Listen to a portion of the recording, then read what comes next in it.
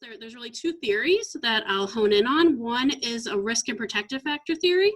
So risk factors for substance use disorders, we know that inherently there are risks for individuals, even individuals, young people particularly, who might be more susceptible to developing a substance use disorder. We know that there are many people who use substances that don't develop a substance use disorder. So we know that it's this balance of risk, and we know that it's this combination of risk factors that really put somebody more at risk or more likely to develop. So through SAMHSA, the Substance Abuse Mental Health Services Administration, this is their list of risk factors for substance use disorder.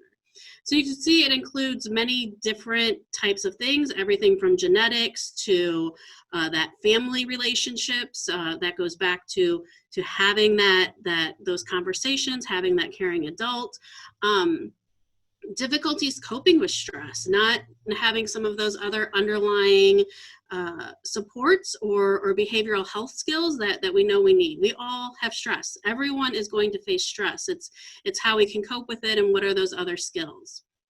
On this list, the risk factor that puts somebody most at risk for a substance use disorder is the early experimentation.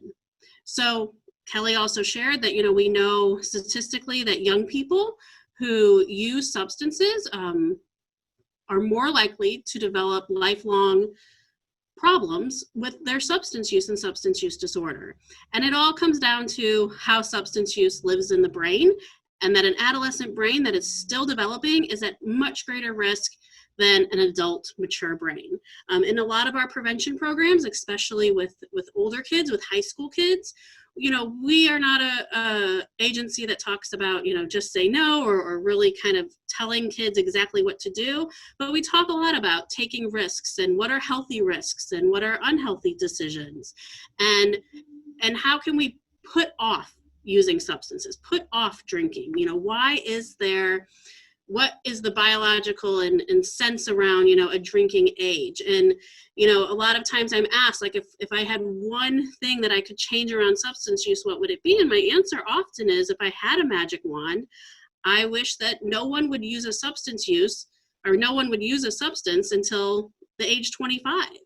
Science shows us that 25 is the average age of brain development, full brain development. So our brains mature fully at about our mid-20s, and then we decline from there. But if we could delay all substance use until 25, we would see a drastic decrease in substance use disorders. Yes, there would still be people that would suffer, but it would be many, many less people, because it's that early experimentation that sets people up for the most risk. So it's about having those conversations, and sometimes even just teaching the consequences and encouraging that delayed use of substance use, and helping people understand how the brain really works and what is substance use disorder and addiction. So along this theory of risk and teaching risk, when something seems like no big deal, when it seems like low risk, any behavior, if we know that there's a certain street that police officers are more likely to sit on, that's a higher risk. If we know that there's no police anywhere around here, I can drive as fast as I want, that's a low risk. And usually that means that we're gonna drive faster. The same works with substance use. When something seems like no big deal or low risk, the increase of use. Marijuana legalization is a great example of this, with the information and the kind of propaganda that is shared that really makes marijuana seem like no big deal. It can definitely lead to an increase in use because it doesn't seem so risky. So again, the risk and protective factor theory, here's kind of a more academic definition of it. There's a ton of research out about this. If you look at Hawkins and Catalano, they break it down into domains. These risk and protective factors, it's a theory that I think is very useful in our work, because it not only looks at how we can decrease risk, but also increase protective factors. So how can we help mitigate some of those risks?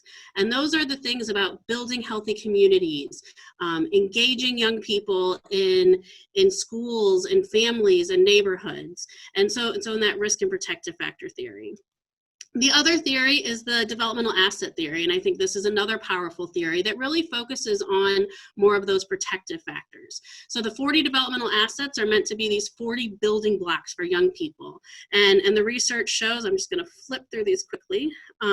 So you can look up the developmental assets is through the Search Institute, but it shows that the more assets a young person has, the more power are in the assets, and they're more likely to succeed in school or value diversity and maintain good health or exhibit leadership. And on the opposite side of things, when there are less assets present in a young person's life, they're more likely to engage in alcohol use or illicit drug use or sexual activity or violence. And I think these assets are really great tools, especially for communities and parents, because these 40 assets are very simple everyday things. They're engaging with a young person outside of your family. They're having young people connected to extracurricular activities, sitting down and eating as a family 3 to 5 times per week. So, and the Search Institute does a great job of breaking them down by age category as well. So I think it's a good tool for communities to use. And it really shows that power of the relationship and how that can really offer protection to a young person.